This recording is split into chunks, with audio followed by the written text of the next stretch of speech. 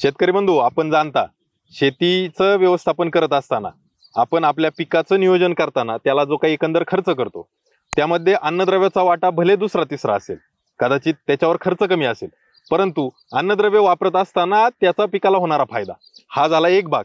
आणि दुसरं, या अन्नद्रव्याच्या वापरातून किंवा जी काही आपण खतं वापरतो तर त्या खतांच्या वापरातून जे जमिनीचं आरोग्य आहे ते सांभाळण्यासाठी करत असणारी जी काही आपली धडपड आहे हा दुसरा भाग.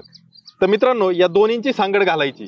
आणि तुम्हालाही माहिती आहे की ॲग्रोस्टारच्या चॅनलवर आतापर्यंत आपण अन्नद्रव्य व्यवस्थापनाविषयी फार सखोल अशी माहिती, जमीन सुधारण्याविषयी फार सखोल अशी माहिती पाहिली आणि आजही परत एकदा आपण त्याच अनुषंगाने माहिती पाहणार आहोत. शेतकरी बंधू, हा व्हिडिओ आपण शेवटपर्यंत पाहायला विसरू नका. त्याचं कारण की जसं आपण पाया भरणी करतो आणि जोपर्यंत मंदिराचा कळस येत नाही तोपर्यंत त्या मंदिराचं रूप आपल्याला कळत नाही, तसंच या व्हिडिओमध्ये सुरुवातीपासून आपण अन्नद्रव्य व्यवस्थापनाविषयी वेगवेगळी माहिती पाहणार आहे, परंतु याचा शेवट खूप महत्त्वाचा असणार आहे.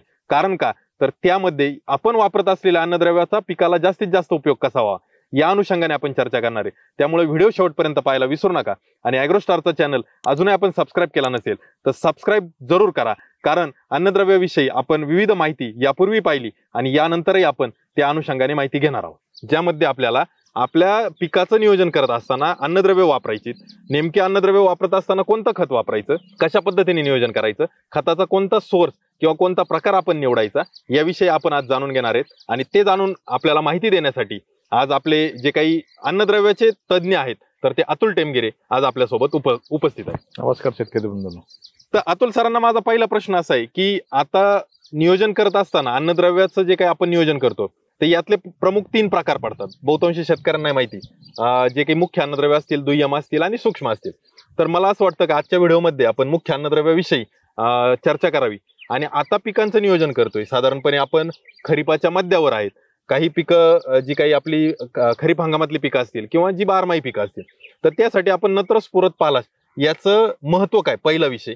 आणि त्यानंतर मग त्याची आपण महत्व त्याचं समजून कोणत्या पद्धतीने आपण त्याचा वापर करायचा याविषयी आपण बोलूया. निश्चितच ते सर, जसं तुम्ही मगाशी म्हटले की शेतकरी बंधू जे आहेत ते पीक उत्पादनामध्ये खर्च करत असतात, परंतु आपला जो खतांवरती जो खर्च होतो आहे तो खर्च आपला योग्य पद्धतीने चाललाय का ते आपण आज या व्हिडिओच्या माध्यमातून माहिती घेणार आहोत किंवा समजून घेणार आहोत. शेतकरी बंधूंनो, म्हणजे आपण कोणतंही पीक घेताना भरमसाठ खर्च करतो, त्याच्यातला बऱ्यापैकी जो खर्च आहे तो आपला खतांवर होत असतो. आणि खतांचा जो आपण खर्च करतोय तो आपल्या पिकाच्या फायद्यासाठी आहे की नाही, किंवा आपण जो खर्च शेतीमध्ये करतोय तो त्याचा बेनिफिट आपल्याला किती टक्के किंवा कितपत मिळणार आहे हे आज या व्हिडिओच्या माध्यमातून आपण सर्वजण समजून घेणार आहोत. शेतकरी बंधूंनो, आपण जसं तेजस सरांनी सांगितलं, मागील 2 व्हिडिओमध्ये आपण एक डिटेल चर्चा आपण त्या ठिकाणी केली होती, अन्नद्रव्य व्यवस्थापन असेल किंवा मातीचं आरोग्य असेल.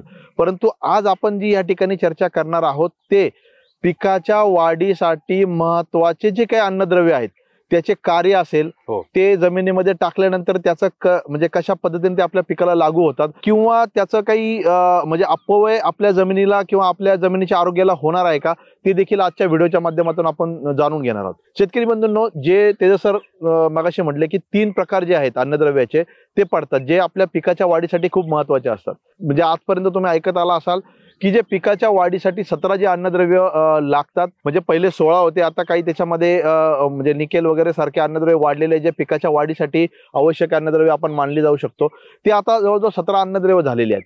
त्या 17 अन्नद्रव्यापैकी 6 अन्नद्रव्य अशी असतात ते जास्त प्रमाणामध्ये पिकाला लागतात. त्याच्यामधलं म्हणजे कार्बन, हायड्रोजन, ऑक्सिजन ही जी काही अन्नद्रव्य आहेत ते आपण देत नाही. बरोबर, ते आपल्याला हवा आणि पाणी याच्या माध्यमातून पिकाला मिळत असतात.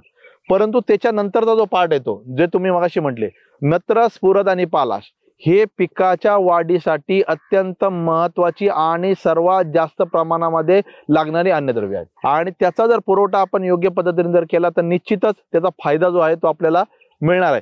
परंतु त्याचा जर आपण अतिरेक किंवा वेगळ्या पद्धतीने जर वापर जर करत असू शेतकरी बंधूंनो, तर त्याचा तोटा देखील आपल्याला सहन करावा लागू शकतो. तर आज आपण जाणून घेणार आहोत नत्राचं कार्य काय आहे, स्फुरदाचं कार्य काय आहे आणि पोटॅशचं कार्य काय आहे.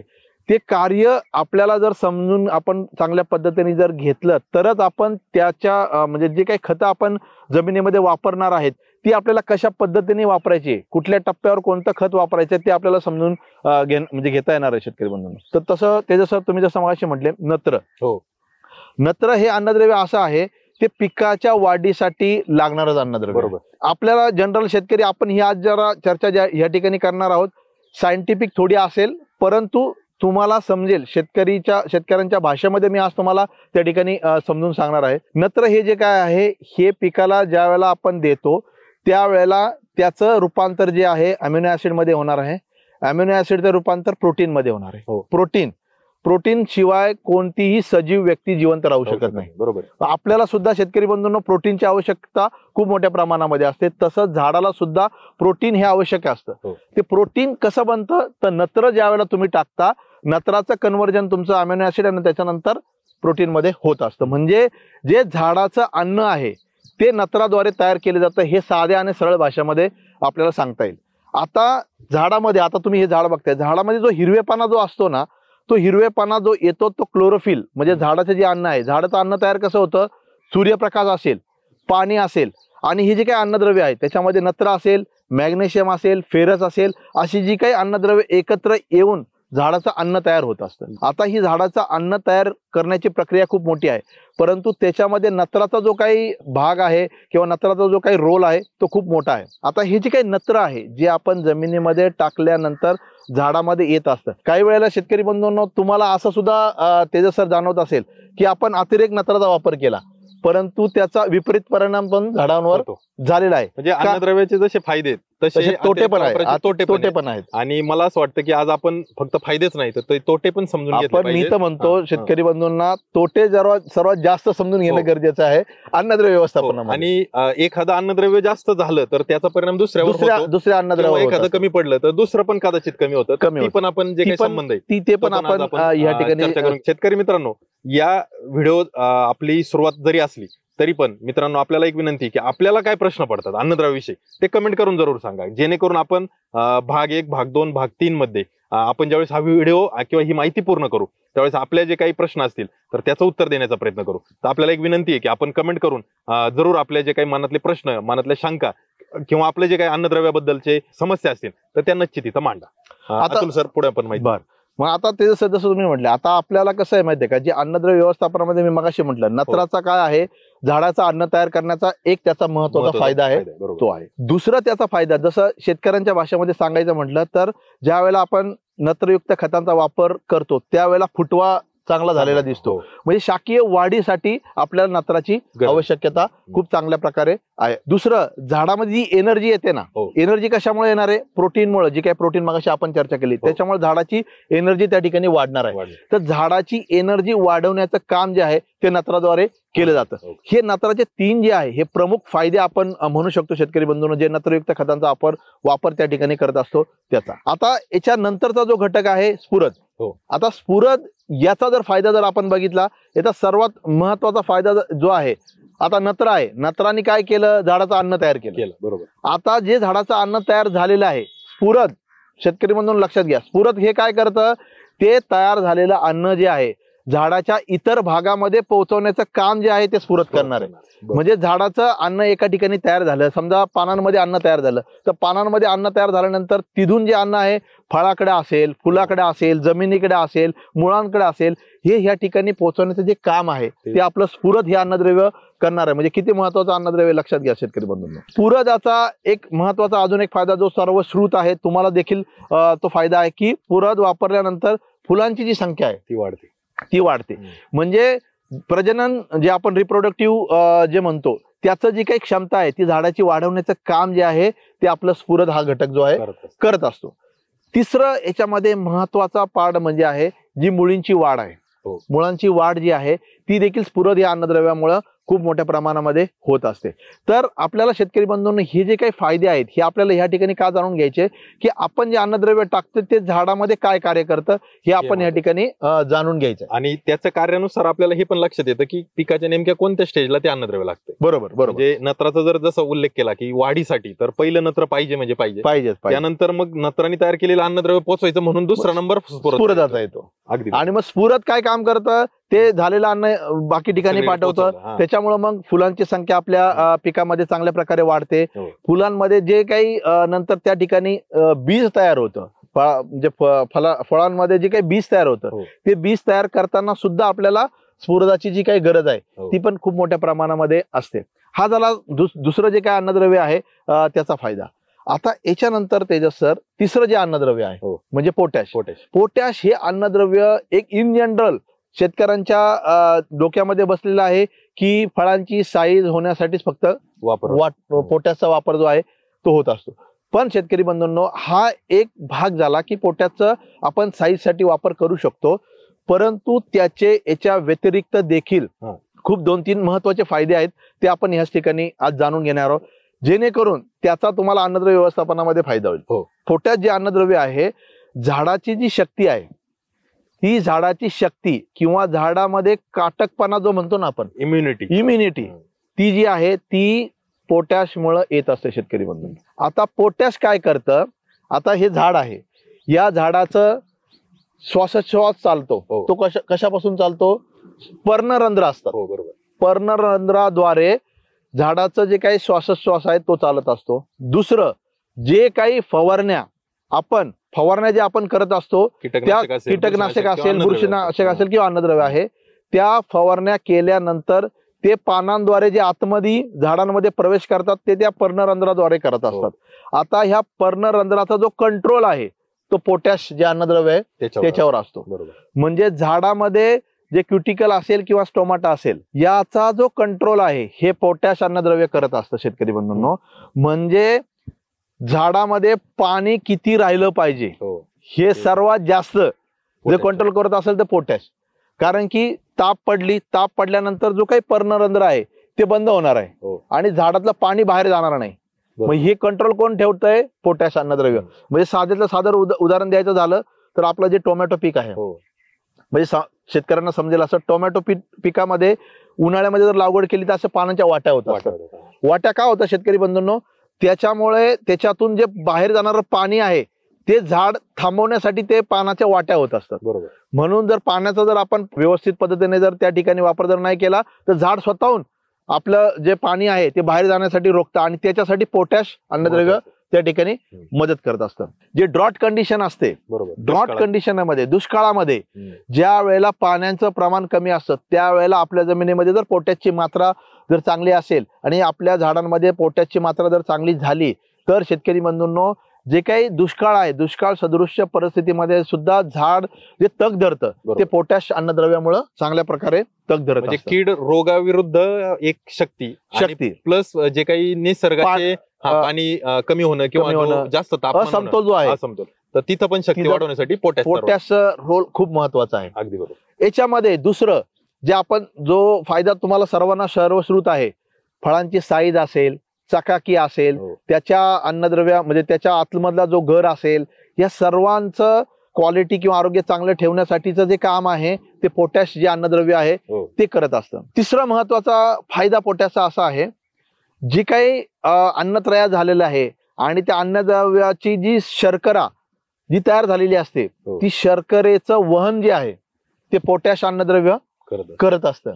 जसं की तुम्हाला सर्वांना माहिती आहे, जी शर्करायुक्त जी काही पिकं असतात जसं की पोटॅश असेल, रताळं असेल किंवा ऊस असेल, या पिकांना ते पिकांमध्ये जे स्टार्च जी काही मात्रा आहे ती जी काही वाढते, समजा बटाटा असेल किंवा रताळा असेल, याच्यामध्ये स्टारची मात्रा जी वाढत असेल किंवा कोणत्याही पिकामध्ये स्टारची मात्रा जी वाढते ती पोटॅशमुळे वाढत असते. म्हणजे पोटॅश अन्नद्रव्य जे आहे हे 3 ते 4 प्रकारे आपल्या पिकाला चांगल्या प्रकारे मदत करत असतं. तर त्याच्या सर आपण एक इन जनरल जो आहे हा नत्रस्फुरद पालासचा जो आहे हा फायदा कशा प्रकारे पिकाला होतो ते आपण या ठिकाणी आता जाणून घेतलेलं आहे. मला असं वाटतं की नत्रस्फुरद पालासच्या फायद्याविषयी कोणाचंही काही दुमत नसेल आणि नत्रस्फुरद पालाश प्रत्येक शेतकरी वापरतात. मग ते 10-26-26च्या माध्यमातून असेल, 12-32-16 सारखं खत असेल किंवा स्वतंत्र युरिया, सिंगल सुपर फॉस्फेट आणि म्युरेट ऑफ किंवा सल्फेट ऑफ पोटॅश असेल यातून वापरतात.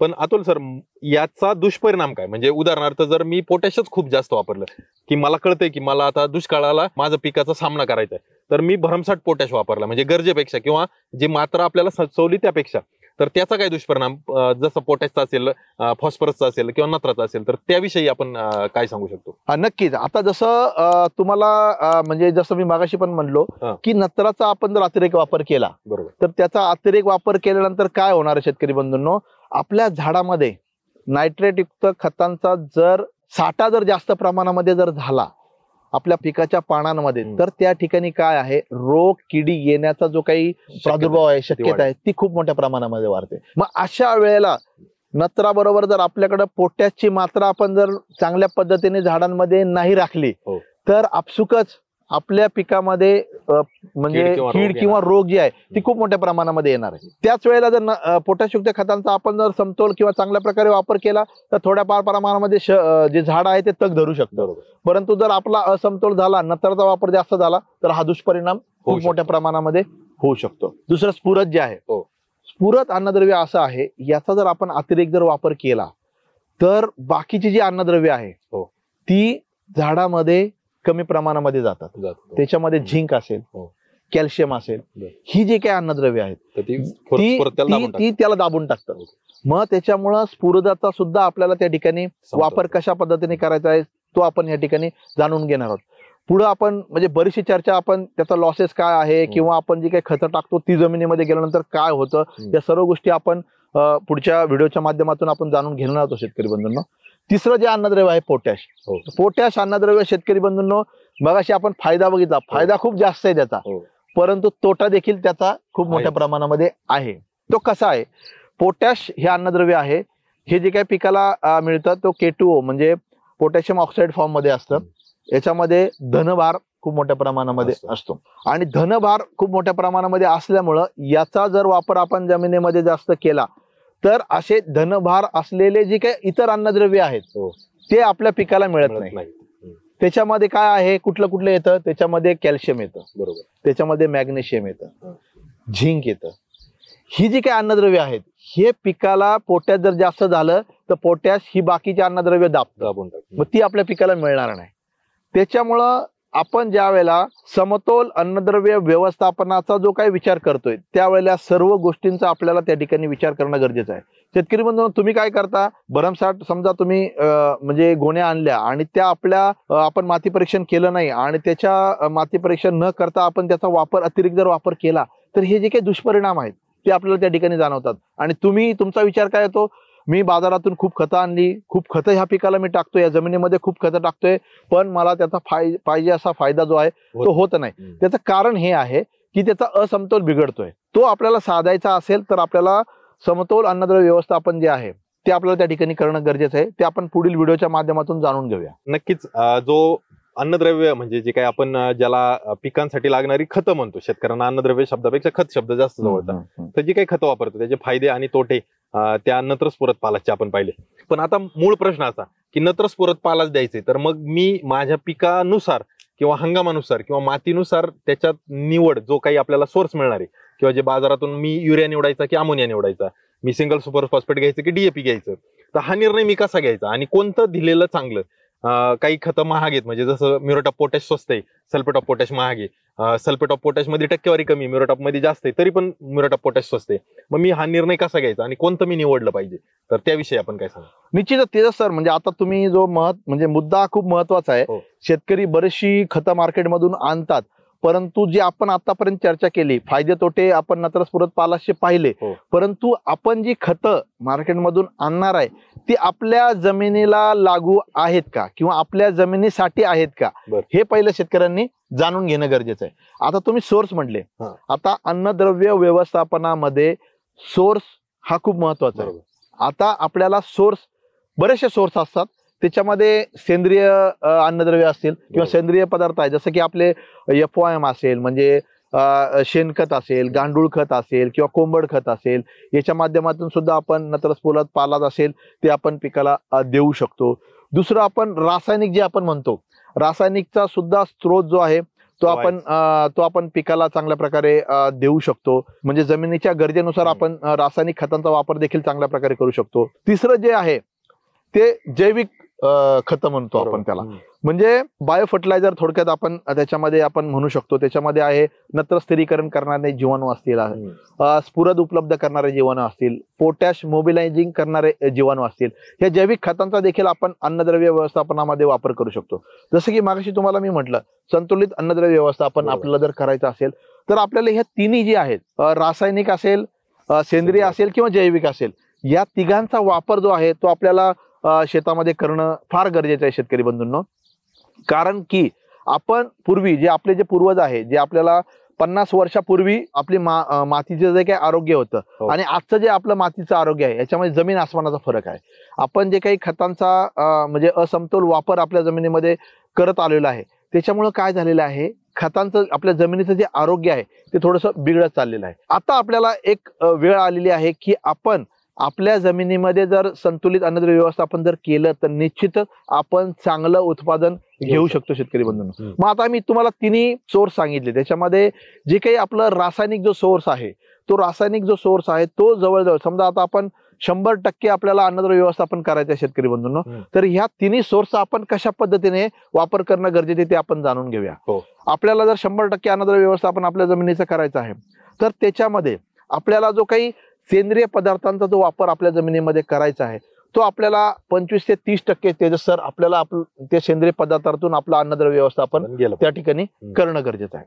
त्याच्यानंतर पुढचा जो पार्ट आहे आपलं रासायनिक अन्नद्रव्य व्यवस्थापन, ज्याच्यामध्ये तुम्ही जसं मगाशी म्हटले DAP असेल, 10-26 असेल किंवा विद्रव्य खतं आहेत, हे रासायनिक अन्नद्रव्य व्यवस्थापनामध्ये मोडतात. तर रासायनिक अन्नद्रव्य किंवा रासायनिक खत व्यवस्थापन ज्या वेळेला आपण करतो, हे जवळजवळ आपलं त्या 100%मधून 50% आपण ह्या रासायनिक अन्नद्रव्य व्यवस्थापनामधून केलं पाहिजे. आता 50% हे आणि सेंद्रिय 30% झाले 80%. मग उरलेलं जे 20% जे अन्नद्रव्य व्यवस्थापन आहे ते आपल्याला जैविक मधून करणं गरजेचं आहे. आता ते जैविक मधून का करणं गरजेचं आहे शेतकरी बंधूंनो, ते आपण थोडक्यात या ठिकाणी जाणून घेऊया. आता हे सोर्स झाले, आपण वेगवेगळ्या पद्धतीने आपण आपल्या जमिनीमध्ये वापरतोय. परंतु शेतकरी बंधूंनो, युरिया तुम्ही आणताय, युरिया तुम्ही टाकताय, DAP आणताय, DAP तुम्ही टाकताय, सिंगल सुपर फॉस्फेट असेल, MOP असेल, SOP असेल किंवा वॉटर सोल्युबल फर्टिलायझर असेल, हे ज्या वेळेला तुम्ही तुमच्या जमिनीमध्ये टाकताय, तुमच्या जमिनीमध्ये ही खतं टाकल्यानंतर खरंच ही खतं तुमच्या जमिनीला किंवा तुमच्या पिकाला 100% लागू होणार आहेत का? तर नाही. ही खतं टाकल्यानंतर याच्यामध्ये लॉसेस भरपूर होतात शेतकरी. आणि दुसरी गोष्ट, तुमची जमीन कशी आहे ही तुम्हाला जर माहित नसेल तर तुम्हाला तुमच्या जमिनीमध्ये कोणतं खत टाकायचंय हे तुम्हाला समजणार नाही. म्हणजे समजा तुम्ही तुमचं माती परीक्षण केलं, माती परीक्षण केल्यानंतर तुमच्या जमिनीचा जो pH आहे, तो सामू आहे, तो जर तुमचा सामू ऍसिडिक असेल, ऍसिडिक जर असेल तर त्या जमिनीमध्ये तुम्ही युरिया वापरायचा आहे, म्हणजे नत्राचं जर तुम्हाला नियोजन करायचं आहे, मग त्या ठिकाणी तुम्हाला युरिया वापरायचा आहे का तुम्हाला अमोनियम सल्फेट वापरायचं आहे, हे तुम्हाला माहिती आहे का शेतकरी बंधूंनो? दुसरं, तुमच्या पिकाचा सामू जर 7च्या वरती गेलेला आहे, 8, 8.5, 9 पर्यंत गेलेला आहे, मग त्या ठिकाणी तुम्हाला DAP वापरायचंय का सिंगल सुपर फॉस्फेट वापरायचंय हे तुम्हाला माहिती आहे का? तर हे खूप म्हणजे महत्वाचं आहे या ठिकाणी. ज्या वेळेला आपण अन्नद्रव्य व्यवस्थापन करतो त्यावेळेला जर आपण माती परीक्षण केलं, माती परीक्षणाच्या आधारे तुम्हाला कळालं की तुमच्या जमिनीचा सामू तुम्हाला 7च्या वरती गेलेला आहे आणि त्याच्या सर आपल्या पश्चिम महाराष्ट्र वगैरे इकडचा जर आपण जमिनी पाहिल्या, मराठवाडा पश्चिम महाराष्ट्र, तर तो 7, 7.5, 8, 9 पर्यंत जमिनीचा सामू गेलेला आहे. मग अशा जमिनीमध्ये शेतकरी बंधूंनो, तुम्ही युरियाचा वापर कमी करायचा. तुम्हाला त्या ठिकाणी अमोनियम सल्फेट हे जास्त प्रमाणात वापरायचे. आणि हे जर वापरलं म्हणजे तुम्ही जर याचा वापर जर केला, एका जमिनीमध्ये युरिया टाकला, तुमच्या जमिनीचा pH 8 आहे, त्या जमिनीमध्ये तुम्ही युरिया टाकला आणि दुसऱ्या जमिनीमध्ये तुम्ही 8च आहे आणि तुम्ही अमोनियम सल्फेट टाकलं, तर तुम्हाला अमोनियम सल्फेटचा रिझल्ट अधिक चांगला आलेला असेल. का? तुमच्या जमिनीचा pH वाढलेला आहे, त्याच्यामध्ये अमोनिया आहे, तो अमोनिकल फॉर्म मध्ये आहे आणि सल्फर त्याच्यामध्ये असतं ऍडिशनल. ते काय करतं, तुमच्या जमिनीचा सामू कमी करायला मदत करत असतं आणि जे काही अमोनिया तुम्ही टाकलेला आहे त्याचं कन्व्हर्जन फास्ट होतं आणि ते तुमच्या पिकाला चांगल्या प्रकारे लागू होतं. म्हणून pH ज्या जमिनीचा जास्त आहे त्या ठिकाणी नत्राचा वापर, जर तुम्हाला नत्रयुक्त खताचा वापर करायचा, तुम्हाला अमोनियम सल्फेट तुम्ही त्या ठिकाणी सिलेक्शन करू शकता. ऍसिडिक म्हणजे 7च्या खाली जर pH असेल त्या ठिकाणी तुम्ही युरियाचा वापर करू शकता. आता DAP आहे. आता DAP या खतांचा वापर तुम्हाला अल्कलाईन म्हणजे जे जमिनीचा पीएच 7-7.5 8च्या वरती गेलेला आहे, ज्या जमिनीमध्ये सोडियमची मात्रा जास्त आहे, अशा जमिनीमध्ये तुम्हाला डीएपीचा वापर कमी करायचा. मग अशा जमिनीमध्ये तुम्हाला काय करायचं शेतकरी बंधूंनो, एसएसपी तुम्ही चांगल्या प्रकारे वापरू शकता. किंवा तुम्हाला डीएपी किंवा एसएसपी वापरायचं असेल, तुम्हाला सेंद्रिय खतामध्ये त्याचं मिक्सर करून तुम्ही त्या ठिकाणी वापरलं पाहिजे. आता पोटॅशयुक्त खतांचा जर विचार केला तर पोटॅशयुक्त खतांचा तुम्ही वापर तुम्ही जमिनीमध्ये करता. आता तुमची जमीन ऍसिडिक असेल, त्या जमिनीमध्ये तुम्हाला पोटॅशयुक्त खतांचा वापर कमी करायचा. किंवा ज्या जमिनीमध्ये सोडियम किंवा जी जमीन चिकट असते शेतकरी बंधूंमध्ये, पाणी ड्राय झाल्यानंतर, पाणी कमी झाल्यानंतर ती कडक जमीन होते बघा, त्या कडक जमिनीमध्ये सोडियमची मात्रा जास्त असते. अशा जमिनीमध्ये तुम्हाला पोटॅश वापरायचं नाही. अशा जमिनीमध्ये तुम्हाला एसओपी वापरायचं, म्युरेट ऑफ पोटॅश वापरायचं नाही, तुम्हाला सल्फेट ऑफ पोटॅश त्या ठिकाणी वापरायचे. तुमची जमीन चुनखडीयुक्त आहे, म्हणजे तो पांढरे खडी जी असतात ना, ती जास्त प्रमाणामध्ये असते. जर चुनखडीयुक्त जमीन तुमची असेल तर त्या ठिकाणी तुम्ही जर एमओपी वापरत असाल तर खूप मोठी चूक करता शेतकरी बंधूंनो. त्या ठिकाणी त्या एमओपीचा वापर तुमच्या जमिनीला होणार नाही, तुमच्या पिकाला होणार नाही. मग त्या ठिकाणी तुम्हाला एसओपी म्हणजे सल्फेट ऑफ पोटॅशचा वापर चांगल्या प्रकारे करायचा आहे. आता हे जे आपण चर्चा करतोय शेतकरी बंधूंनो, ही आपण म्हणजे बल्क फर्टिलायझरची चर्चा आपण या ठिकाणी केलेली आहे. रासायनिक खतांमध्येच विद्राव्य खतं सुद्धा खूप मोठ्या प्रमाणामध्ये मार्केटमध्ये उपलब्ध आहेत. आता शेतकरी बंधूंनो, ही जी काही खतं आपण जमिनीमध्ये टाकतोय ही 100% तुमच्या पिकाला मिळत आहेत का? नाही. आता तुम्ही जी काही बल्क फर्टिलायझर मधून जे नत्राचा वापर करताय ना शेतकरी बंधूंनो, नत्र टाकल्यानंतर 30% तुमच्या पिकाला मिळणार आहे, बरोबर. वरचं 70% तुमच्या पिकाला मिळणार नाही. स्फुरदयुक्त खतांचा तुम्ही वापर केलाय ना, तर तो फक्त 20% तुमच्या पिकाला मिळणार आहे. 80% मिळणार नाही. ते जमिनीमध्ये गेल्यानंतर फिक्स होऊन जातं. पोटॅशयुक्त खतांचा जर तुम्ही वापर केला, म्हणजे एमओपी असेल किंवा बाकीची जी काही पोटॅशयुक्त खतं असेल, त्याचा जर वापर केला ना, तो वापर केल्यानंतर फक्त 40% तुमच्या पिकाला मिळते, 60% नाही मिळत. आता हे झालं बल्क फर्टिलायझर टाकल्यानंतर. पुढचा टप्पा येतो विद्राव्य खत. बरोबर. आता ही विद्राव्य खतं का आली, त्याचं कारणच हे शेतकरी बंधूंनो, ही जी काही खतं आपण बल्क फर्टिलायझर टाकतोय ना, ही टाकल्यानंतर जमिनीमध्ये त्याची काही अभिक्रिया होते आणि त्याच्यामुळे त्याची उपलब्धता कमी होते. बरोबर. म्हणून आपण विद्राव्य खतं आली, जी पिकाच्या उपलब्धतेच्या अवस्थेमध्ये असणारी खतं आपण मार्केटमध्ये आणली. बरोबर. मग आता आपण नत्रयुक्त खतांचा म्हणजे विद्राव्य खतं आहेत आणि ती नत्रयुक्त आपल्याला खतांच्या माध्यमातून द्यायची आहेत, तर आपल्याला त्या ठिकाणी ती टाकल्यानंतर जवळजवळ 50 ते 60% पिकाला लागू होतात. म्हणजे वाया जाण्याचं प्रमाण आहे ते कमी होतं. स्फुरदयुक्त खतं आहेत ते 50 ते 60% आपल्या पिकाला मिळतात. पोटॅशयुक्त खतं आहेत जवळजवळ 80% जे आहेत ते पिकाला आपल्या मिळत असतात. म्हणून आपण जी काही रासायनिक अन्नद्रव्य व्यवस्थापन करतोय त्याच्यामध्ये बल्क फर्टिलायझर तुम्ही वापरत असाल, त्याचबरोबर तुम्हाला विद्राव्य खतांचा देखील वापर वाढवणं गरजेचं आहे. ड्रीप तुम्हाला करणं त्या ठिकाणी गरजेचं आहे, जेणेकरून तुम्ही जे काही खतं वापरताय त्याचा चांगल्या प्रकारे उपयोग जो आहे तो आपल्या पिकाला होणार आहे. दुसरं, मार्केटमध्ये शेतकरी बंधूंनो, विद्राव्य खतांचं जे काही कॉस्ट आहे ते खूप मोठ्या प्रमाणामध्ये आहे, परंतु त्याचा उपयोग पण चांगल्या परत. बरोबर. जर तुम्हाला खर्च करायचा नसेल तर मग तुम्हाला जी काही तुम्ही बल्क फर्टिलायझर वापरताय ती पण चांगलं त्याचा उपयोग पिकाला होईल, त्याच्यासाठी उपाययोजना सुद्धा आमच्याकडे आहेत. त्या मग आपण पुढील व्हिडिओच्या माध्यमातून आपण ती पण कव्हर करूया की कशा पद्धतीने आपल्याला त्या ठिकाणी जाणं गरजेचं आहे. तर अतुल सरांनी जो मुद्दा या ठिकाणी मांडलेला आहे, तर महत्वाची गोष्ट आहे की विद्राव्य खतांचं गरज का पडली, तर खतांची जी काही एकंदर आपण वापर करत होतो त्यांनी जमिनीचं आरोग्य धोक्यात येत होतं आणि त्याची उपयुक्तता खूप कमी होती.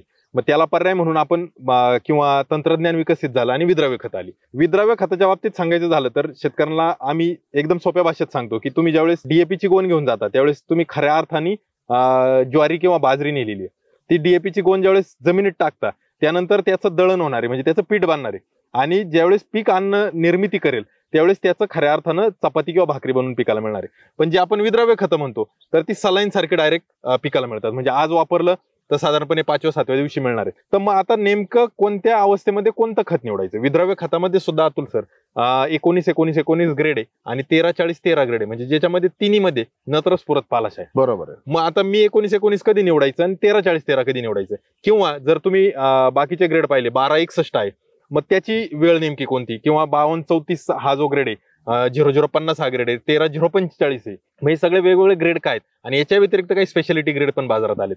तर मग नेमक्या कोणत्या ग्रेडची निवड कधी करायची, स्टेजनुसार की बाकी त्याला काही नियम आहेत?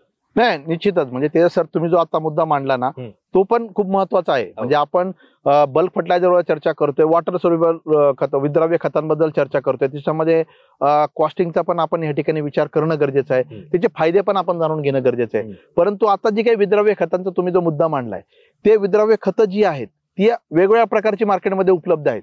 मग आपल्याला पिकाच्या वाढीनुसार कोणतं खत निवडणं गरजेचं आहे ते देखील आपल्याला समजून घेणं खूप महत्वाचं आहे या ठिकाणी. आता जसं तुम्ही मगाशी म्हणले 19-19-19 आहे, 13-40-13 आहे, बरोबर आहे. आता याच्यामध्ये 19-19-19 खतामध्ये नत्र, स्फुरद आणि पालाश तिन्ही पण आहे आणि सम मात्रेमध्ये आहे. परंतु आपण ते जर 13-40-13 आपण जर बघितलं तर त्याच्यामध्ये आहे स्फुरदाची मात्रा जी आहे ती जास्त प्रमाणामध्ये आहे. आता आपण व्हिडिओच्या सुरुवातीच्या वेळेला आपण प्रत्येक अन्नद्रव्याचं महत्व आपण त्या ठिकाणी जाणून घेतलेलं आहे. नत्राचं महत्व आपण जाणून घेतलं, स्फुरदाचं घेतलं, पोटॅशचं घेतलं. आता शेतकरी बंधूंनो, जी ग्रेड मी आता तुम्हाला सांगणार आहे ती ग्रेड त्या वेळेला का वापरायची त्याचं तुम्हाला जे सुरुवातीला जे मी सांगितले त्याचं आपण म्हणू शकतो ते दोन्ही घटना जे आहेत त्या आपण या ठिकाणी जुळून पाहूया. याच्यामध्ये काय आहे, नत्र जे आहे ते आपल्याला सुरुवातीपासून लागणार आहे, म्हणून आपल्याला नत्राचा वापर सुरुवातीपासून करणं फार गरजेचं आहे. पण ते टप्प्याटप्प्याने करणं गरजेचं आहे. एकाच वेळेला द्यायचं नाही, ते टप्प्याटप्प्याने द्यायचं. स्फुरद आणि पोटॅश ही दोन अन्नद्रव्ये अशी आहेत जी आपल्याला ज्याचे फायदे आपण पाहिले ते सुरुवातीपासून आपल्याला का देणं गरजेचं आहे ते आपण पहिल्याच्या व्हिडिओच्या पहिल्या भागामध्ये समजून घेतलं. स्फुरद जे आहे मुळी वाढीसाठी काम करतं सुरुवातीच्या भागामध्ये, नंतर ते काम करणार आहे अन्नद्रव्यांचं वहन करण्यासाठी काम करणार. तिसरा पार्ट फुलोरा अवस्थेमध्ये काम करणार आहे. सुरुवातीच्या अवस्थेमध्ये तुमची मुळी चांगली वाढण्यासाठी स्फुरदाचं काम आहे, म्हणून आपल्याला सुरुवातीला स्फुरद टाकणं गरजेचं आहे. बरोबर आहे. ते आपल्याला समजा 19-19 मधून 19% आपलं नत्र दिलं, 19% स्फुरद आलं. आता पोटॅश मी तुम्हाला शेतकरी बंधूंनो काय म्हटलं की सुरुवातीला पोटॅशची गरज काय आहे, झाडामध्ये जी इम्युनिटी पॉवर जी आहे ती पोटॅशमुळे बनत असते. मग सुरुवातीलाच आपलं ज्या वेळेला झाड म्हणजे रोपटं असतंय त्यावेळेला आपल्याला त्याच्यामध्ये इम्युनिटी बूस्ट करणं किंवा चांगले असणं गरजेचे आहे, जेणेकरून रोग किंवा कीड जी आहे ती आपल्या पिकावर येणार नाही. म्हणून सुरुवातीच्या कालावधीमध्ये पोटॅश आपल्या जमिनीला मिळणं गरजेचं आहे. आता ही तिन्ही अन्नद्रव्ये जी आहेत ती आपण जमिनीत टाकल्यानंतर त्याची जी उपलब्धता आहे ती टप्प्याटप्प्याने होत असते. म्हणजे नत्र तुम्ही टाकलं ते तुम्ही युरियाच्या माध्यमातून जर टाकलं तर त्याचा जो वापर आहे तो युरियाच्या माध्यमातून टाकल्यानंतर ते दुसऱ्या तिसऱ्या दिवशी चालू होणार आहे, 8व्या दिवशी संपणार आहे. पण 19-19च्या माध्यमातून तुम्ही नत्र टाकलं तर ते दुसऱ्या दिवशी चालू होऊन एक 8व्या 9व्या 10व्या दिवशी थांबून जाणार आहे. आता स्फुरद जे आहे, स्फुरद शेतकरी बंधूंनो तुम्ही सिंगल सुपर फॉस्फेटच्या माध्यमातून जर टाकलं ना तर ते लागू व्हायला 26 दिवस घेतं. म्हणजे टाकल्यानंतर जमिनीमध्ये टाकल्यानंतर त्याचा पिकाला वापर जो चालू होतो 26व्या दिवशी चालू होतो आणि 35 ते 40 दिवसाला ते संपून जातं. हेच जर तुम्ही विद्राव्य खतांच्या माध्यमातून जर स्फुरद झालं, म्हणजे आता आपण 19-19 मधून 19% जे स्फुरद आहे ते तुम्ही तुमच्या जमिनीमध्ये सुरुवातीला जर वापरलं ना 7व्या 8व्या दिवशी स्फुरद तुमच्या पिकाला लागू होणार आहे आणि 15 दिवसापर्यंत ते संपणार आहे. म्हणजे आपल्याला सुरुवातीला जे आपण बल्क फर्टिलायझर टाकणार आहे त्याचा वापर नंतरच्या कालावधीमध्ये आहे. परंतु ज्या वेळेला आपण रोपटं सुरुवातीला असतो त्यावेळेला जर आपण आळवणी जर वॉटर सोल्युबल विद्राव्य खतांची आळवण्या जर केल्या किंवा ड्रीप मधून जर विद्राव्य खत जर सोडली तर ते पिकाच्या सुरुवातीच्या वाढीला लगेच लागू होणार आहे. म्हणून आपल्याला विद्राव्य खतांचा वापर जो आहे सुरुवातीपासून करायचा आहे. पोटॅश जे अन्नद्रव्य आहे ते मिरुटा पोटॅशच्या याच्या माध्यमातून जर तुम्ही पोटॅश दिलं शेतकरी बंधूंनो ते लागू व्हायला 45 दिवस घेतं. म्हणजे तुम्ही ज्या वेळेला बेसल डोस टाकता किंवा पेरणी करता किंवा लागवड करता त्याच्या सुरुवातीलाच तुम्हाला एमओपी टाकायचे तर सुरुवातीला टाकणं गरजेचं आहे. सिंगल सुपर फॉस्फेट किंवा डीएपी टाकायचे तर सुरुवातीलाच टाकणं गरजेचं आहे, जेणेकरून ज्या वेळेला तुमची फळधारणा होणार आहे त्यावेळेला ते आपोआप झाडाला लागू व्हायला लागेल. परंतु सुरुवातीच्या अवस्थेमध्ये जी पोटॅशची मात्रा आहे किंवा पोटॅशची गरज आहे ती कोण भागवणार आहे, तुमचे विद्राव्य खत जी आहे ती भागवणार आहे. ती कशी भागवणार आहे, जे 19% पोटॅश जो आहे 19-19 मधला तो तुमचा टाकल्यानंतर 10व्या दिवशी तुमच्या पिकाला लागू होणार आहे आणि 20व्या 25व्या दिवशी तो संपणार आहे. म्हणजे आपण जर काय केलं, आपण बेसलला सिंगल सुपर फॉस्फेट असेल, डीएपी असेल किंवा 10-26-26 असेल किंवा पोटॅश असेल सुरुवातीला बेसलला टाकली त्याचं कार्य नंतर चालू होणार आहे. आणि वॉटर सोल्युबल फर्टिलायझर आपण सुरुवातीपासून आळवणी वगैरे केली तर ज्या वेळेला ती खतं लागू होणार आहे तोपर्यंत आपलं झाड तयार व्हायला ही वॉटर सोल्युबल फर्टिलायझर जी आहे ती काम करत असतात. आता याच्या बरोबर मार्केटमध्ये आता ही 19-19 झालं, 052-34 झालं किंवा 0050 झालं, हे ट्रॅडिशनल वॉटर सोल्युबल फर्टिलायझर. आता मार्केटमध्ये नवीन नवीन वॉटर सोल्युबल फर्टिलायझर आलेले आहेत, ग्रेड आलेले आहेत. जसं की 060-20 असेल, 042-47 असेल, 10-20-20 असेल किंवा 030-35 आहे. अशी वेगवेगळी खतं मार्केटमध्ये आलेली आहेत. आता ही खतं स्टेजेस नुसार कशी वापरायची ते आपण समजून घेऊ. आता 19-19 मध्ये तिन्ही जी काही नत्र स्फुरद पालास आहे, समतोल आहे, त्याच्यामुळे तिला स्टार्टर ग्रेड पण म्हणतात. म्हणून सुरुवातीला आपल्याला 19-19 वापरणंच गरजेचं आहे. दुसरं याच्यामध्ये 12-61 हे एक आहे. ते आपल्याला म्हणजे ज्या वेळेला शाकीय वाढ चालू होते, आपल्याला फांद्याची फुटवाची अवस्था ज्या वेळेला असते त्यावेळेला आपल्याला शेतकरी बंधूंना 12-61चा वापर केला पाहिजे, चांगल्या प्रकारे करणं गरजेचं आहे. मगाशी तुम्हाला म्हणजे व्हिडिओच्या आधी मी सांगितलं स्फुरदाचा वापर जो आहे रूट डेव्हलपमेंट असेल किंवा फांद्या फुटणं आहे त्यासाठी वापरतात. म्हणून 12-61चा वापर जो आहे आपल्याला सुरुवातीच्या कालावधीमध्ये केला पाहिजे, करणं गरजेचं आहे. त्याच्यानंतर 13-40-13 जसं तुम्ही म्हटले, जसं जसं आपलं झाड जे आहे किंवा रोपटा आहे किंवा पीक जे आहे ते फुलोरा अवस्थेकडे जातं, त्यावेळेला आपल्याला 13-40-13 हे अन्नद्रव्य जे आहे त्या ठिकाणी वापरायचे. ते का वापरायचे शेतकरी बंधूंनो? आपल्याला त्यावेळेला ज्या वेळेला फुलोरा अवस्था असते त्यावेळेला नत्राची देखील गरज असते, फॉस्फरसची देखील गरज असते आणि पोटॅशची देखील गरज असते. परंतु त्यावेळेला फॉस्फरसची मात्रा आपल्या पिकाला जास्त प्रमाणामध्ये लागते. म्हणून 13-40-13 ग्रेड जी आहे, ज्या वेळेला तुमची फुलोरा अवस्था चालू होते त्या ठिकाणी त्यावेळेला ते ग्रेड वापरणं आपल्याला गरजेचं असतं. आता एकदा आपल्या बागेमध्ये फुलांचं फळांमध्ये रूपांतर होत असतं त्यावेळेला आपल्याला शाकीय वाढ नकोय. बरोबर. आपल्याला त्यावेळेला जास्तीत जास्त फळधारणा होणं गरजेचं आहे. कारण की झाडाची जी काही जर नत्राचा वापर त्या ठिकाणी आपण जास्त प्रमाणामध्ये केला तर झाड जे आहे फुटव्यांच्या दिशेला जाईल आणि फुलांची संख्या कमी होईल, फळांची संख्या कमी होईल. मग त्यावेळेला आपल्याला 060-20 असेल, 042-47 असेल, 030-35 जी आहे ती ग्रेड आपण ज्या वेळेला फुलाचं फळात रूपांतर होतं त्यावेळेला आपण त्या ठिकाणी ती ग्रेड चांगल्या प्रकारे वापरू शकतो. आता ही अशा ग्रेड वापरल्यानंतर काय होणार आहे शेतकरी बंधूंना? आपल्याला आपली शाकीय वाढ तर झालेली आहे, पुरदानी काय होईल, मुळींची वाढ होईल, थोड्याफार प्रमाणात फांद्या वाढतील, फुलं वाढतील आणि पोटॅश जी आहे त्यावेळेला जी झाडाची इम्युनिटी पॉवर आहे ती खूप चांगल्या प्रकारे वाढेल. त्यावेळेला ज्या वेळेला फुलं लागतील त्यावेळेला रोगराईची जी संभावना आहे त्या ठिकाणी आपली कमी होणार आहे. म्हणून 060-20 असेल, 042-47, 030-35 ह्या ग्रेड त्यावेळेला तुम्हाला वापरणं गरजेचं. आता काही पीक अशी असतात आपली, जशी की मिरची असेल, टोमॅटो असेल, कंटिन्युअस आपल्याला फुलं वाढ पण झाली पाहिजे, फुलं पण आली पाहिजे, तोडणी पण होत असते. मग अशा वेळेला आपल्याला कोणत्या ग्रेड आपल्याला सिलेक्शन करणं आहे गरजेचं आहे ते आपण पाहूया. मग त्या ठिकाणी आपल्याला तिन्ही नत्र स्फुरद पालाश ज्याच्यामध्ये आहे आणि ज्याच्यामध्ये स्फुरदाचं प्रमाण जास्त आहे, पोटॅशचं प्रमाण जास्त आहे, अशा ग्रेड आपल्याला त्या ठिकाणी निवडायच्या.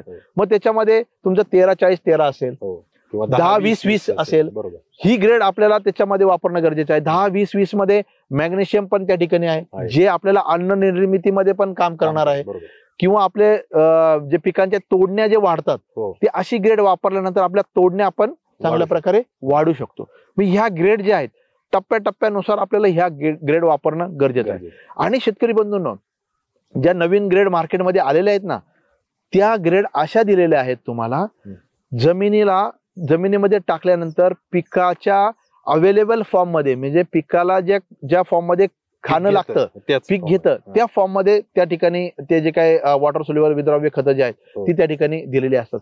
म्हणून त्याचा परिणाम तुम्हाला जलद गतीने त्या ठिकाणी दिसतो.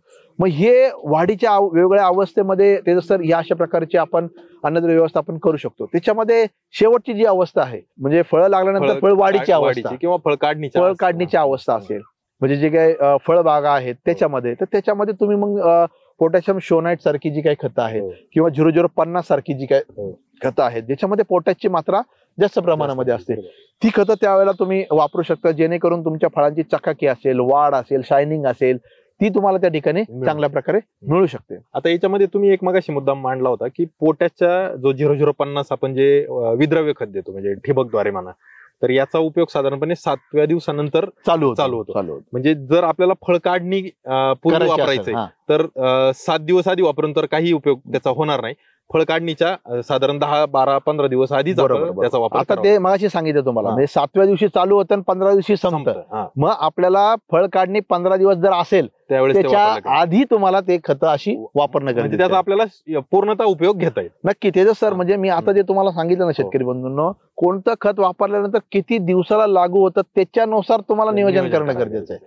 ते जर तुम्ही व्यवस्थित पद्धतीने केलं तर निश्चित तुम्हाला त्याचा फायदा चांगला होईल. आता एक शेवटचा मुद्दा, की जे आपण आतापर्यंत जी खतं वापरली, DAP कधी निवडलं, कधी 10-26 निवडलं, किंवा आपण जे काही विद्राव्य खतं वापरली, हे वापर झाल्यानंतर ती जमिनीत राहतात, त्याचा 100% युज होत नाही. मग ही जमिनीत राहिलेली खतं रिलीज करण्यासाठी आपण बायो फर्टिलायझर वापरतो की आपल्या पिकाची गरज म्हणूनच वापरतो? नेमकं बायो फर्टिलायझर किंवा जे आपले जैविक जी खतं आहेत, जी नत्रस्फुरत पालाश उपलब्ध करून देतात, तर त्याविषयी नेमका वापराचा उद्देश काय? निश्चित म्हणजे ते सर, तुम्ही आता जसं आपण 100% जे अन्नद्रव्य व्यवस्थापनामध्ये आपण सेंद्रिय पदार्थ 30% असेल, रासायनिक 50% असेल आणि 20% जे मी तुम्हाला जैविक म्हटलं. शेतकरी बंधूंनो, सर्वात महत्वाचा पार्ट जो आहे अन्नद्रव्य व्यवस्थापनामध्ये जैविक खतं आहे. आता ती का आहेत ती आपण बघूयात, परंतु जे काय अन्नद्रव्य आपण वापरतोय ती आपल्या जमिनीमध्ये गेल्यानंतर त्याचा लॉसेस जे आहे ती खूप मोठ्या प्रमाणामध्ये होत असतात. आता ते लॉसेस जे होतात ते जर आपल्याला थांबवायचं असेल, किंवा जे आपण अन्नद्रव्य व्यवस्थापनामध्ये खतांचा वापर जो करतोय तो कार्यक्षम वापर वाढवण्यासाठी किंवा कार्यक्षम वापर होण्यासाठी ही जैविक खतं खूप म्हणजे खूप महत्वाची असतात. एक 5 ते 10 मिनिटं मी आता शेतकरी बंधूंनो तुम्हाला जी गोष्ट सांगणार आहे ते एक बारकाईने तुम्ही अभ्यास करा किंवा ऐका, जेणेकरून तुम्हाला जैविकचं महत्व तुम्हाला या ठिकाणी समजणार आहे. आता शेतकरी बंधूंनो, आपण अन्नद्रव्य व्यवस्थापनामध्ये नत्रस्फुरत पालाचा वापर बघितला, वेगवेगळी खतं बघितली, त्याचा वापरण्याची पद्धत बघितली, त्याच्या वापरण्याची वेळ बघितली. परंतु ही जी काही खतं जमिनीमध्ये गेल्यानंतर त्याचं काय होतं हे आपल्याला जाणून घेणं खूप महत्वाचं आहे. म्हणजे जी काही आपण खतं टाकतोय ती बरीचशी खतं जी वाया जातात ना, ती कशा प्रकारे वाया जातात ते आपण एक 5 ते 10 मिनिटांत समजून घेऊया. नंतर आपण जैविक खतांचा वापर का करायचा त्याच्यावर येऊया. आता नत्रयुक्त खतांचा जो आपण वापर करतोय शेतकरी बंधूंनो, तो वापर केल्यानंतर नत्रयुक्त खतं जे आपण वापरतोय ना, झाड नत्रयुक्त खतं जे घेतं ते 2 फॉर्म मध्ये घेत असतं त्याच्यासर. एक तर अमोनियाकल फॉर्म असतो आणि नायट्रेट एक फॉर्म असतो. मग मार्केटमध्ये आपल्याला अमोनियम सल्फेट मिळतं, डायरेक्ट फॉर्म मध्ये. काही नायट्रेट युक्त खतं असतात, जसं 24-24-0 महादनचं एक खत आहे, त्याच्यामध्ये नत्र जे आहे 24% ते नायट्रेट फॉर्म मध्ये आहे. आणि तुमच्या बॅगेवर पण ज्या वेळेला तुम्ही शेतकरी बंधूंनो बाजारामध्ये कोणतीही बॅग घेतात त्याच्यावर लिहिलेलं पण असतं नायट्रेट फॉर्म आहे का अमोनियकल फॉर्म आहे. ते नत्रयुक्त खतांचा वापर शेतकरी बंधूंनो तुम्ही करताना आता आपल्या जमिनीमध्ये किंवा एक नत्र जे आपण म्हणतो की आपल्या पिकाला किंवा या सजीव सृष्टीमध्ये किंवा याच्यामध्ये जे नत्र जे अवेलेबल फॉर्म जो आहे तो आपण जर बघितला तर ऑर्गेनिक फॉर्म मध्ये जवळजवळ 95 ते 96% जे आहे हे ऑर्गेनिक फॉर्म मध्ये नत्र या भूतलावर अवेलेबल आहे किंवा ह्या जमिनीमध्ये अवेलेबल आहे असं आपण समजू शकतो. जे पिकाला काही कामाचं त्याचं कन्व्हर्जन इनऑर्गेनिक फॉर्म मध्ये झालं तर ते पीक घेणार आहे. कारण की झाड कोणतेही पीक जे अन्नद्रव्य घेतं ते रासायनिक पद्धतीमध्ये किंवा इनऑर्गॅनिक फॉर्म मध्येच घेतं. जे आपण ऑर्गॅनिक खतं टाकतो त्या फॉर्म मध्ये घेत नाही, त्याचं कन्व्हर्जन होतं मग पीक ते इनऑर्गॅनिक फॉर्म मध्ये उचलतं. आता जे नत्र आहे ते अमोनियाकल आणि नायट्रेट ह्या 2 फॉर्म मध्ये शेतकरी बंधूंनो तुम्हाला मी सांगितलं झाड घेत असतं. आता जमिनीमध्ये जी काही खतं आपण टाकतो ना त्याच्यामध्ये युरिया असेल, युरिया आपण टाकला त्याच्यातला जो नत्र आहे तो अमाइड फॉर्म मध्ये म्हणजे थोडक्यात ऑर्गॅनिक फॉर्म मध्ये आहे. ते जमिनीमध्ये गेल्यानंतर त्याचं कन्व्हर्जन अमोनियकल मध्ये होतं, नायट्रेट मध्ये होतं आणि मग पीक घेत असतं. आता झाडाला अमोनियकल फॉर्म पण चालतो, नायट्रेट फॉर्म पण चालतो, पण नायट्रेट हा जो फॉर्म आहे तो खूप अधिक प्रमाणात आपल्या झाडाला आवडत असतो आणि अमोनियकल फॉर्म एवढा कमी प्रमाणामध्ये आवडत असतो. पण अमोनियकल फॉर्मचं परत नायट्रेट मध्ये कन्व्हर्जन होतं, झाड ते आपलं पीक घेत असतं. परंतु हे जी काही खतं आपण टाकतो ना, जसं मी तुम्हाला मागाशीच सांगितलं नायट्रेट युक्त खतं जे आपण टाकणार आहे 30% आपल्याला पिकाला मिळणार आहे. मग 70% काय होतं, 70% काय होतं शेतकरी बंधूंनो, याच्यामध्ये टाकल्यानंतर लॉसेस भरपूर होतात. त्याच्यामध्ये सायंटिफिक टर्म जर आपण बघितले डिनायट्रिफिकेशन होतं, हवेत उडून जातं, होलाटायझेशन म्हणजे हवेत उडून जातं. नत्र हा एक वायू आहे, तो हवेत उडून खूप मोठ्या प्रमाणामध्ये जातो. आणि दुसरं आपण नत्रयुक्त खताचा वापर जरी नाही केला तरी पीक वाढणार आहे. का वाढणार आहे, जो हवेतला जो नत्र आहे तो पीक घेत असतं. म्हणजे नत्राचा जे काही वापर जो आहे पीक त्या हवेच्या नत्राचा वापर सुद्धा पीक खूप मोठ्या प्रमाणामध्ये करत असत. तसं स्फुरद आणि पोटॅशचं नाही, फक्त नत्र जमिनीतूनच पाहिजे. फक्त नत्र एक असं अन्नद्रव्य आहे जे हवेतला जो नत्र आहे, पिकाच्या काही जी काही पीक आहे, डाळवर्गीय पीक आहे, ती मुळांवर गाठी असतात, ते हवेतला नत्र स्थिर करतात आणि त्या पिकाला आपसूक मिळत असतं. आता हा लॉसेस कसा होतो 70% मधला, जे आपण पाणी जास्त प्रमाणामध्ये जर दिलं शेतकरी बंधूंनो, तर नायट्रेट हा जो काही घटक आहे तो पाण्यामध्ये खूप घुलनशील आहे, खूप विद्राव्य आहे. मग तो काय करतो माहितीये का, पाण्यामध्ये विरघळतो आणि जर जास्त पाणी झालं तर मुळाच्या कक्षेत तो बाहेर निघून जातो, तो आपल्या पिकाला मिळत नाही. दुसरं अमोनिकल फॉर्म मधला जो नत्र आहे तो, त्याचं काय होतं, ते जमिनीमध्ये टाकलं तर त्याचं जर आपण पाणी दिल्यानंतर ज्या वेळेला जमीन सुकते ना, त्यावेळेला त्याचं काय होतं, त्याचा जो नत्र आहे तो हवेत उडायचा जी काय प्रक्रिया आहे ती चालू होते. मग अमोनिकल नत्राचं जे आहे होलाडायझेशन होतं, तो हवेत उडून जातो. म्हणजे ज्या वेळेला आपण युरिया वापरतो किंवा इतर नत्रयुक्त खतांचा वापर करतो, 30% आपल्या झाडाला मिळत असतं. बाकीचं जे आहे ते पाण्याद्वारे बाहेर निघून जातं किंवा हवेमध्ये उडून जातं. म्हणून आपल्याला नत्रयुक्त खतांचा वापर जो आहे स्प्लिट मध्ये करायचा आहे, टप्प्याटप्प्याने करायचा आहे. एकदम आणली नत्रयुक्त खतं एकदम टाकली असं नाही करायचं शेतकरी बंधू. आपल्याला टप्प्याटप्प्याने त्याचा वापर करायचा, जेणेकरून त्याचे जे लॉसेस आहे ते त्या ठिकाणी आपल्याला टाळता येतील किंवा कमी होतील. आता याच्यानंतर जे आपण बघितलं स्फुरद हे अन्नद्रव्य. आता स्फुरद हे अन्नद्रव्य जे आहे हे सर्वात घाणेरडं अन्नद्रव्य शेतकरी बंधूंनो. म्हणजे जेवढा खर्च तुम्ही स्फुरदाचा करता ना, ते जमिनीमध्ये गेल्यानंतर ते सर्वात म्हणजे जास्त प्रमाणामध्ये फिक्स होऊन जातं. ते का स्थिर होऊन जातं? ते का होतं स्थिर? याचं कारण असं आहे, त्याच्यामधला जो काही फॉस्फरस आहे, म्हणजे झाड जे आहे ऑर्थोफॉस्फरिक आयनद्वारे फॉस्फरस झाडाला मिळत असतो. आणि तो ऑर्थोफॉस्फरिक आयन जो आहे, जे आता मगाशी तुम्हाला विद्राव्य खत मी म्हटलं ना, त्याच्यामध्ये आता नवीन जे खत आहेत त्याच्यामध्ये ते आयन दिलेलं आहे, जेणेकरून गेल्यानंतर लगेच पिकाला उपलब्ध. आता जे आपण सिंगल सुपर फॉस्फेट आहे, DAP आहे, ही जी काही खतं टाकणार आहे आपल्या जमिनीमध्ये, त्याच्यातला जो स्फुरद आहे, गेल्यानंतर आपल्या जमिनीमध्ये जर अल्युमिनियमची मात्रा जास्त असेल, फेरसची मात्रा जास्त असेल, आपल्याला झिंक जास्त असेल किंवा कॅल्शियम जास्त असेल, ही चारही अन्नद्रव्ये आपल्या जमिनीमध्ये आपसूक असतात. आणि त्याची मात्रा जेवढी जास्त, तेवढं जे तुम्ही स्फुरद जे टाकलेले ते फिक्स होऊन जाणार. कॅल्शियम फॉस्फेट तयार होतं, झिंक फॉस्फेट तयार होतं, जे आपल्या जमिनीमध्ये गेल्यानंतर अविद्राव्य स्वरूपात तयार होतं, पाण्यात विरघळत नाही. आणि पाण्यामध्ये विरघळलं नाही ते आपल्या जमिनीला, आपल्या पिकाला मिळणार. म्हणून स्फुरद युक्त खतं जी आहेत ती जास्त प्रमाणामध्ये फिक्स होतात. 20% वापर आपल्या पिकाला होतो, 80% वापर आपल्या पिकाला होत नाही. म्हणून त्याच्यामुळे आपल्याला विद्राव्य खतांचा वापर जो आहे तो आपल्याला टप्प्याटप्प्याने त्या ठिकाणी वापरणं गरजेचं आहे. आता ही फिक्स झालेले जे स्फुरद आहे ते आपल्याला म्हणजे सेंद्रिय जी काही पदार्थ आहेत किंवा FYM किंवा हे जे आहेत याच्या मध्ये आपण single super phosphate DAP mix जर करून दिली तर हा जो फिक्सेशनचा जो प्रकार आहे तो कमी होणार आहे. म्हणजे मातीच्या थेट संपर्कात नाही येता त्याचं जे फिक्सेशनचं प्रमाण जे आहे ते आपल्याला त्या ठिकाणी कमी करता येईल. आता याच्यानंतरचा जो टप्पा आला पोटॅश. पोटॅश हे अन्नद्रव्य जे आहे हे जमिनीमध्ये गेल्यानंतर काय करतं, आता पोटॅश मध्ये धनभार आहे, बरोबर आहे, आणि कॅल्शियम मध्ये धनभार आहे, मॅग्नेशियम मध्ये धनभार आहे. आता हे काय करतं पोटॅश, तुम्हाला सांगू शेतकरी बंधूंनो, जे जमिनीमध्ये जे काही मातीचे कण असतात याला ऋण भार असतो, आणि जो पोटॅशचा जो धनभार आहे, मग त्या मातीच्या कणांवरती जेवढे कॅल्शियमचा जो अटकलेला असतं किंवा मॅग्नेशियम जे चिकटलेलं असतं ते काय करतं, त्याला बाजूला करतं आणि पोटॅश त्या ठिकाणी जाऊन बसतं. मग आपल्याला त्या ठिकाणी काय होतं, मॅग्नेशियम असेल, कॅल्शियम असेल, ते आपल्या जमिनीला, आपल्या पिकाला मिळत नाही. पोटॅशची मात्रा आपल्या जमिनीमध्ये वाढत जाते. आता हे जे पोटॅश आहे किंवा स्फुरद आहे, हे दोन अशी अन्नद्रव्य आहेत, तुम्ही जमिनीमध्ये टाकल्यानंतर ते आहे ह्या ठिकाणी राहतात. 1 इंच देखील त्याची मुवमेंट जमिनीमध्ये होत नाही शेतकरी बंधूंनो. म्हणजे ज्या ठिकाणी तुमचं खत पडलेलं आहे, ज्या ठिकाणी तुमचा दाना पडलेला आहे, ते त्याच ठिकाणी जाणार, तिथून ते पुढे हलणार नाही. त्याच्या उपर नत्रयुक्त खतांचा जर तुम्ही वापर केला आणि त्यातल्या त्यात नायट्रेट युक्त खतांचा जर वापर केला, ते पाण्यामध्ये घुलनशील आहे, पाण्यामध्ये विरघळून पाणी ज्या दिशेने जाईल ते मुळीच्या कक्षेत बाहेर निघून जाईल. म्हणून आपल्याला नत्रयुक्त खत असेल किंवा युरिया आहे त्याला स्प्लिट ऍप्लिकेशन करायचंय.